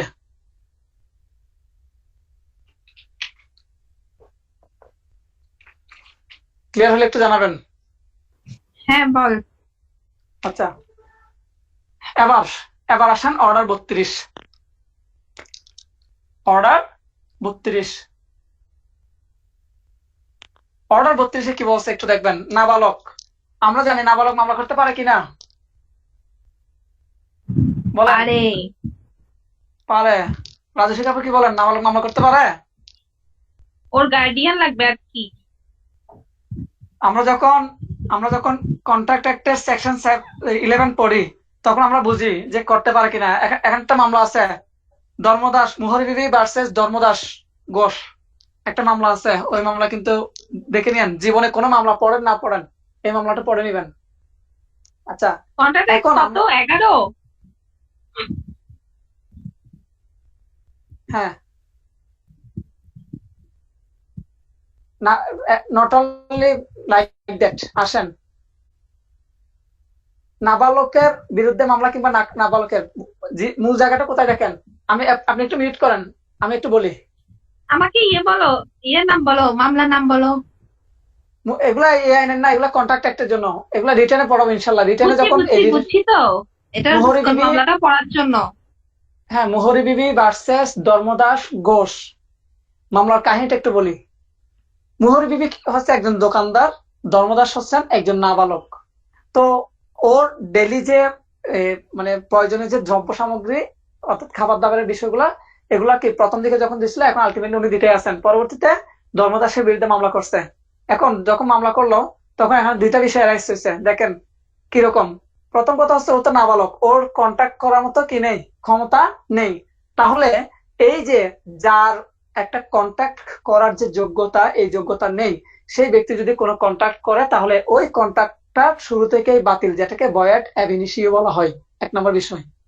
এখন তার মানে কি এই যে মুহুরি বিবি কি পাবেন না, এই ক্ষতিপূরণ পাবেন না? হ্যাঁ পাবেন। এই যে আমরা যে একটু আগে যে বিষয়টা পড়ছি, অর্থাৎ কন্ট্যাক্ট করতে হলে তাকে কি হইতে হয়, বয়স্ক হইতে হয়। আবার কিছু কিছু ক্ষেত্র আছে যেখানে বয়স্ক হওয়ার দরকার নেই, কিংবা যেখানে লিখিত চুক্তির দরকার নেই। এই ব্যতিক্রম গুলো আবার কন্ট্রাক্ট অ্যাক্টের সেকশন 25-এ বলছিল। যাই হোক, আমরা ওদিকে যাচ্ছি না, আমরা এখানে থাকি। আসেন, তাহলে নাবালক কি করতে পারে না? নাবালক কোনো মামলা করতে পারে না। অবশ্য নাবালকের পক্ষ হয়ে কাউকে না কাউকে মামলা করতে হবে। এই যে নাবালকের পক্ষে আবার একইভাবে বিবাদী যদি নাবালক হয়, তাহলে তার পক্ষ হয়ে কাউকে কি করতে হবে, এই মামলা মুভ করতে হবে।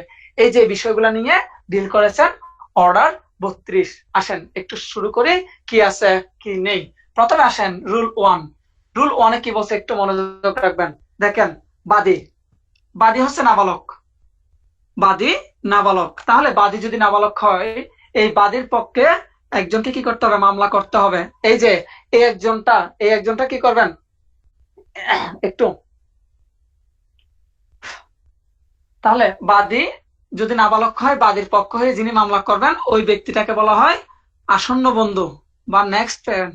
নেক্সট ফ্রেন্ড, আসন্ন বন্ধু বা নেক্সট ফ্রেন্ড, ইংলিশে বললে next friend, next friend, next friend.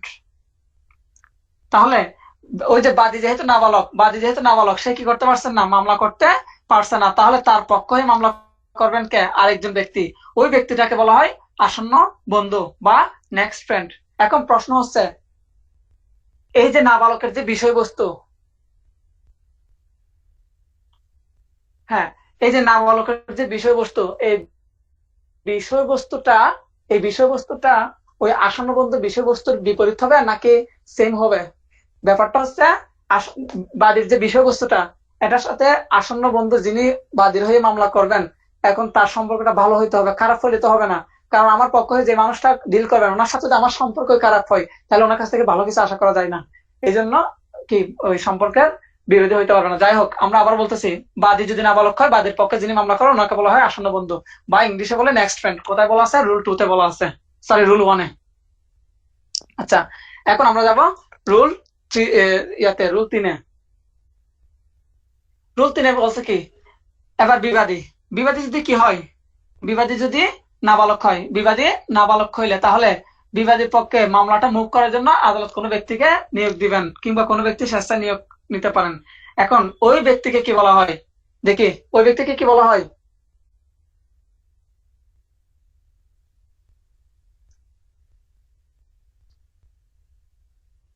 এই শব্দগুলা জানাটা খুবই জরুরি। সবাই নেক্সট ফ্রেন্ড এই বিষয়টা সবাই জানে, কারণ ওটা বইয়ের মধ্যে আছে। কিন্তু গার্ডিয়ান অ্যাট গার্ডিয়ান অ্যাট লিটেম এই শব্দটা বইয়ের মধ্যে নেই। এই শব্দটা বইয়ের মধ্যে নেই, এই জন্য এটা খুবই ইম্পর্টেন্ট। কারণ এটা অনেকেই জানেন না, এবং বাইরে জিজ্ঞেস করেন, পরীক্ষায় জিজ্ঞেস করেন, গার্ডিয়ান অ্যাট লিটেম কার পক্ষ হয়ে মোকদ্দমা করেন, ডিল করেন? বিবাদীর পক্ষ হয়ে। অথবা পরীক্ষা আসে, বিবাদী নাবালক হলে বিবাদীর পক্ষ হয়ে যে ব্যক্তি মামলা মুভ করেন বা মামলা পরিচালনা করেন, তাকে কি বলা হয়? Next friend, guardian of the dependent, guardian at litem, litem, অথবা অন্য কোনো কোয়েশ্চেন দিতে পারে, অপশন দিতে পারে। এই জন্য ইম্পর্টেন্ট। শেষ হলে একটু জানাবেন।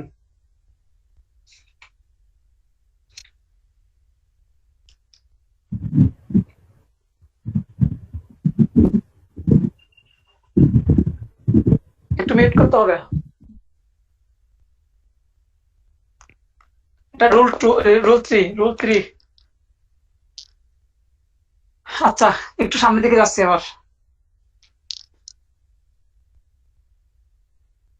এবার রুল 9-এ কি বলছে? এখন এই যে যাকে আপনি নেক্সট ফ্রেন্ড হিসেবে নিযুক্ত করলেন, মামলা তো উনি ডিল করতেছে, এখন দেখা যাচ্ছে উনি মামলা ঠিক মতো পরিচালনা করতেছে না, কিংবা উনি স্বার্থের বিপরীতে গিয়ে কাজ করতেছেন, অথবা দেখা যাচ্ছে উনি ওনার কর্তব্য ঠিক মতো পালন করতেছেন না, অথবা দেখা যাচ্ছে কি বিবাদীর সাথে ওনার একটা ভালো একটা সম্পর্ক হয়ে গেছে। এরকম কোন বিষয় যদি অ্যারাইজ হয়, তাহলে 9-এ বলা হচ্ছে ওনাকে কি করা যাবে? অপসারণ করা যাবে। তার মানে নেক্সট ফ্রেন্ডকে কি করা যাবে? নেক্সট ফ্রেন্ডকে অপসারণ করা যাবে।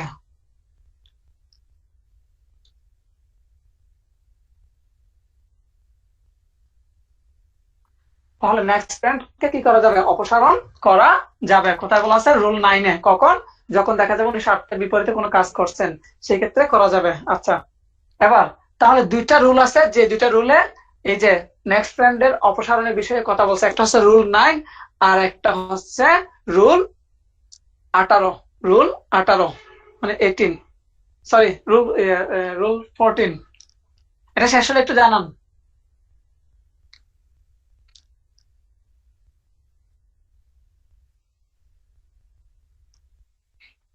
শেষ?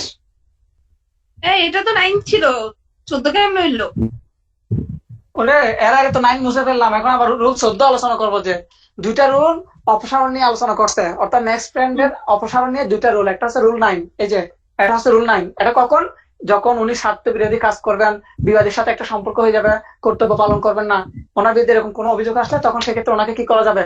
অপসারণ করা যাবে। এটা কথা বলা আছে, ওটা রুল 9-এ বলা আছে। আর রুল 14-তে আরেকটা বিষয়, এটা লেখা হয়েছে কিনা আগে একটু জানাতে হবে। লিখছি।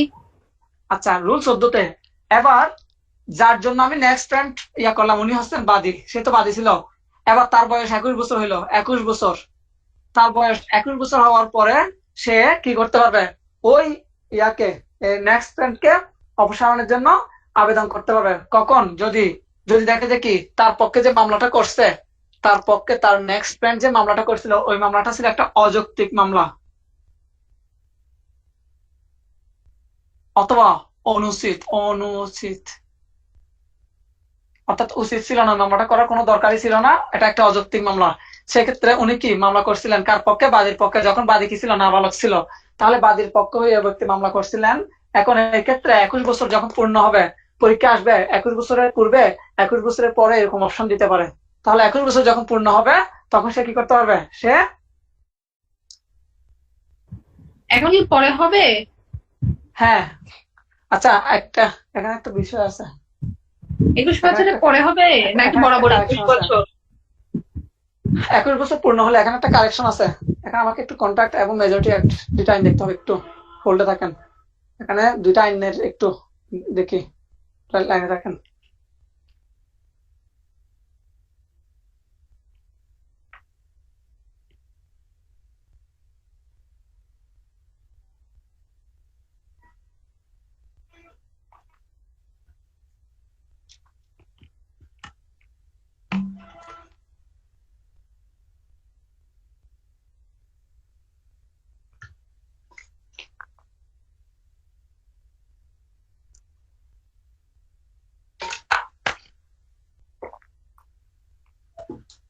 আচ্ছা শুনেন ইতি আপু,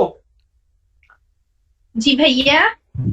21 বছরটা হবে কন্ট্রাক্ট অ্যাক্টে, 21 বছরটা হচ্ছে কন্ট্রাক্ট অ্যাক্টে।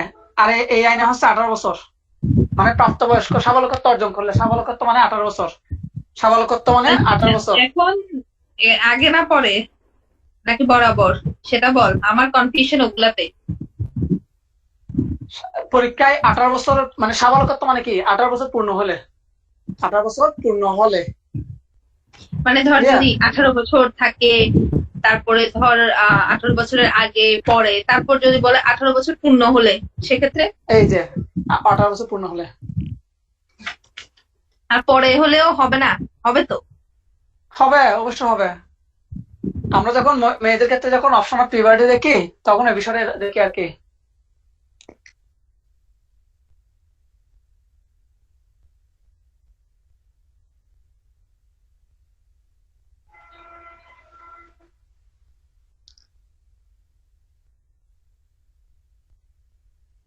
শেষ হলে একটু জানাবেন। হ্যাঁ শেষ। আচ্ছা, এবার আমরা যাব রুল রুল সরি রুল না, অর্ডার অর্ডার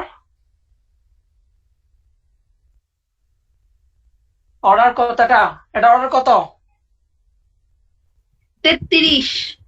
33। 33-এর ইয়া হচ্ছে কি প্রপার। প্রপার কাকে বলে? এই যে নিঃস্ব, অর্থাৎ যে আমার মত আর কি। আচ্ছা, হ্যাঁ হ্যাঁ, এই তুমি তো জিনিস, এখন নিঃস্ব। হ্যাঁ, এই নিঃস্ব ব্যক্তির মামলা করার যে ক্ষমতা বা মামলা করতে পারবে কিনা, মামলা করলে তাকে সরকার কোনো সুযোগ সুবিধা দিবে কিনা, কাকে নিঃস্ব বলা হয়, এই টোটাল বিষয়গুলো নিয়ে ডিল করেছে আমাদের অর্ডার 33। এখন অর্ডার 33 আমরা রুল 1টা একটু দেখি। রুল 1-এ কি বলছে একটু দেখেন। এখানে বলা আছে নিঃস্বকে, এই নিঃস্বকে সেই ডেফিনেশনটা দেওয়া আছে এর মধ্যে, এই সেকশনের মধ্যে দেওয়া আছে। পরীক্ষায় মাথা রাখবেন, এখানে এই রুলের মধ্যে একটা এক্সপ্লেনেশন আছে, ওই এক্সপ্লেনেশনের মধ্যে মূলত এই নিঃস্ব ডেফিনেশনটা দেওয়া আছে। খেয়াল করেন, প্রথমত আপনাদের রুলের মধ্যে বলা হচ্ছে কি, রুলের মধ্যে যে শব্দটা উল্লেখ আছে সেটা হচ্ছে কি, মোকদ্দমা আর্জির জন্য আইন দ্বারা নির্ধারিত ফি, একটা শব্দ আছে আইন দ্বারা নির্ধারিত ফি, কিন্তু এটা বলতে কি বুঝেন, মূলত এটা হচ্ছে আপনার কোর্ট ফি। কোর্ট ফি, খেয়াল করেন, কোর্ট ফি। এই যে কোর্ট ফি যেখানে নির্ধারিত, সেখানে কোর্ট ফি দেওয়ার মতো যার কাছে কিনে টাকা নেই, অথবা অথবা যেখানে নির্ধারিত নেই, সেক্ষেত্রে দেখা যাচ্ছে তার কি, তার পরিধেয় বস্ত্র ছাড়া, পরিধেয়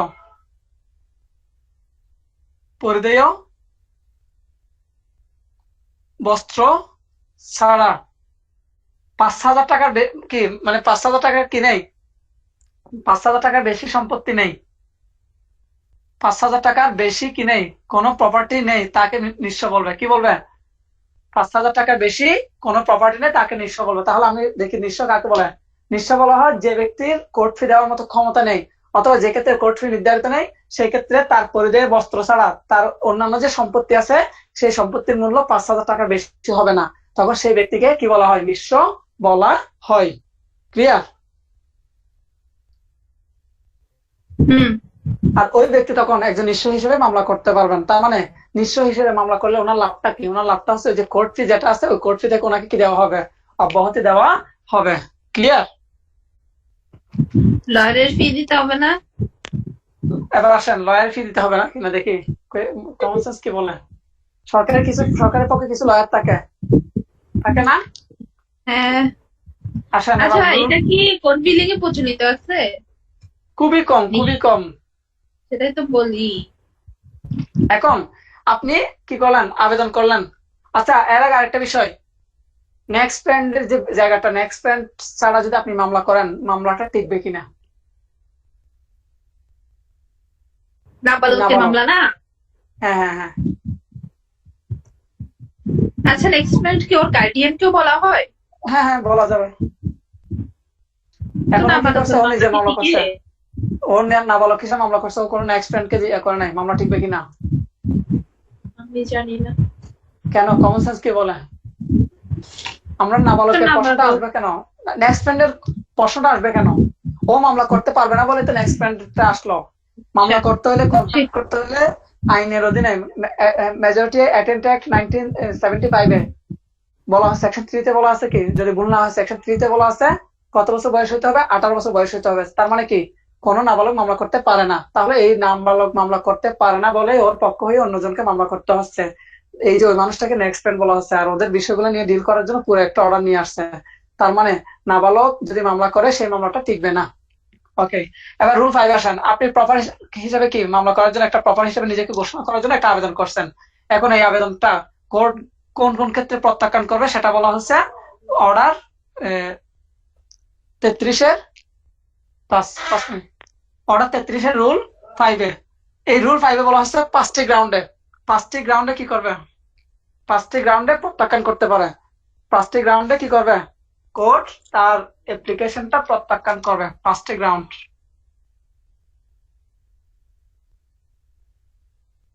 এখন আমরা দেখবো 5টি গ্রাউন্ড গুলা কি কি, একটু দেখবেন।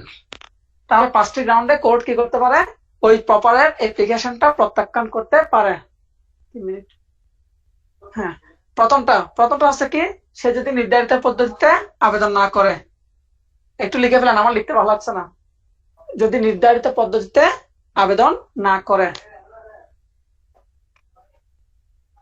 সেকেন্ড বিষয়টা, আবেদনকারী যদি কি, উনি যদি নিঃস্ব ব্যক্তি না হয়, নিঃস্ব ব্যক্তি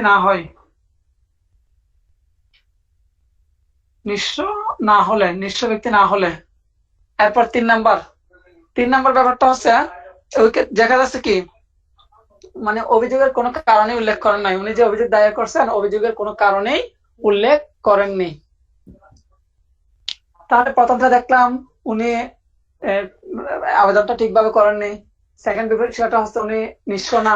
থার্ড ব্যাপারটা হচ্ছে কি এই, ওনার মোকদ্দমার কি বা অভিযোগের কোনো কারণ কি করেননি, উল্লেখ করেননি। আর 4 নাম্বার কারণটা হচ্ছে মোস্ট ইম্পর্টেন্ট, এখান থেকে কোয়েশ্চেন আসে। 4 নাম্বার যে গ্রাউন্ডটা, এটা খুব ইম্পর্টেন্ট। দেখেন, উনি যেদিন মামলা করছেন, মামলা করার পূর্ববর্তী 2 মাসের মধ্যে, পূর্ববর্তী 2 মাসের মধ্যে উনি কি করলেন, ওনার প্রপার্টি হস্তান্তর করলেন। এই যে পূর্ববর্তী 2 মাসের মধ্যে ওনার যা প্রপার্টি ছিল, অর্থাৎ ওগুলো কি করে ফেললেন, উনি হস্তান্তর করে ফেললেন। কি জন্য? ওই যে প্রপার হিসেবে একটা সুযোগ নেওয়ার জন্য। তাহলে পূর্ববর্তী 2 মাসের মধ্যে যদি কোনো প্রপার্টি যদি কি করেন, হস্তান্তর করেন, তাহলে উনি প্রপার হবেন না, ওনার আবেদনটা প্রত্যাখ্যান করা হবে।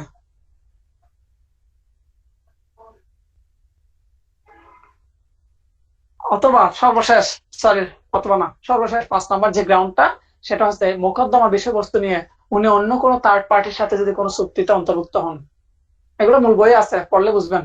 তাহলে 5টি গ্রাউন্ডে এগুলো পড়ার দরকার নেই, শুধু 5টা গ্রাউন্ড মাথায় রাখবেন আর 2 মাসের বিষয়টা মাথায় রাখবেন, পূর্ববর্তী 2 মাস। তাহলে এই 5টি গ্রাউন্ডে একজন প্রপারের আবেদন কি করতে পারেন, কোর্ট প্রত্যাখ্যান করতে পারেন। আচ্ছা, এখন আসেন, কোর্ট আবার প্রত্যাখ্যান করলো। কোর্ট প্রত্যাখ্যান করার পরে কি ওর ওর প্রতিকার কি আছে? ওর প্রতিকারটা বলা হচ্ছে অর্ডার, সরি, রুল 6-এ। রুল 6-এ কি করতে হবে? তাকে একটা কি নিজেকে, সে যে প্রপার নয়, সে যে প্রপার নয় এই বিষয়টা প্রমাণ করার জন্য তাকে কি দিবে, একটা সুযোগ দিবে। সুযোগটা হচ্ছে কি 10 দিন। যেদিন তাকে তার প্রত্যাখ্যান করলো সেদিন থেকে 10 দিনের মধ্যে, 10 দিনের মধ্যে কি করবে, তাকে সে যে মানে প্রপার নয় ওটা প্রমাণ করার জন্য তাকে সুযোগ দিবে। এক্ষেত্রে নোটিশ দিবেন উভয় পক্ষের লয়ারকে। লয়ারকে কি করবেন, নোটিশ দিবেন। লয়ারকে কি দিবেন, নোটিশ দিবেন। আচ্ছা, ক্লিয়ার? কার লয়ারকে? উভয় পক্ষের লয়ারকে, ওর লয়ারকে দিবে, সরকারি লয়ারকে দিবে। মানে উভয় পক্ষ, সরি, সরকারি লয়ার এবং এই বিবাদী লয়ারকেও কি দিবে, এই নোটিশ দিবে।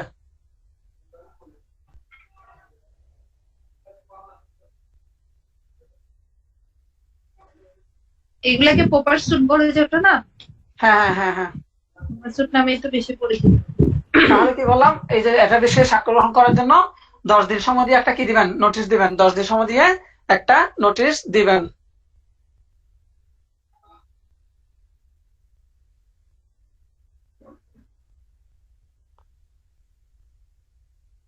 এবার 10-এ বলা হচ্ছে কি, 10-এ বলা হচ্ছে নয় একটা, রুল 9টা একটু দেখে নিয়েন, রুল 9টা একটু দেখে নিয়েন। এখানে 7 দিনের একটা বিষয় আছে আর 3টা গ্রাউন্ড। রুল 9, না রুল কত, রুল হ্যাঁ রুল 9, রুল 9। এখন 7 দিনের একটা ব্যাপার আছে, 3টা গ্রাউন্ড আছে, একটু পড়ে নিবেন, আসতে পারে। এবার আসেন রুল 10। এখন দেখা যাচ্ছে আলটিমেটলি প্রমাণ হয়েছে সে কি না, প্রপার না। আলটিমেটলি প্রমাণ হলো সে আসলে কি নিঃস্ব ব্যক্তি না। তাহলে কি করবেন, তাহলে তাকে কোর্ট ফি দিতে হবে।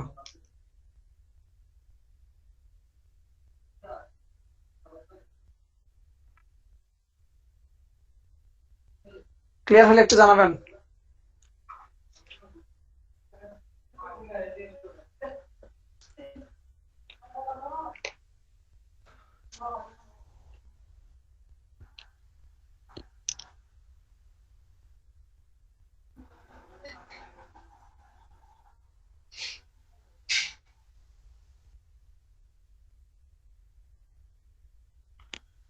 শেষ? সব শেষ। যাই হোক, আলহামদুলিল্লাহ। হ্যাঁ, এই ছিল আজকের আলোচনার বিষয়বস্তু এবং এর মধ্যে দিয়ে শেষ হয়েছে আজকের ক্লাস। ইনশাল্লাহ আমরা নেক্সট খুব সম্ভবত 2টা সেশন আমরা ইনশাল্লাহ ক্লাস শেষ করে দিব। আর আজকে আর নিচ্ছি না, ঠিক আছে? ওকে, দোয়া করবেন, ভালো থাকবেন। আসসালামু আলাইকুম। আসসালাম।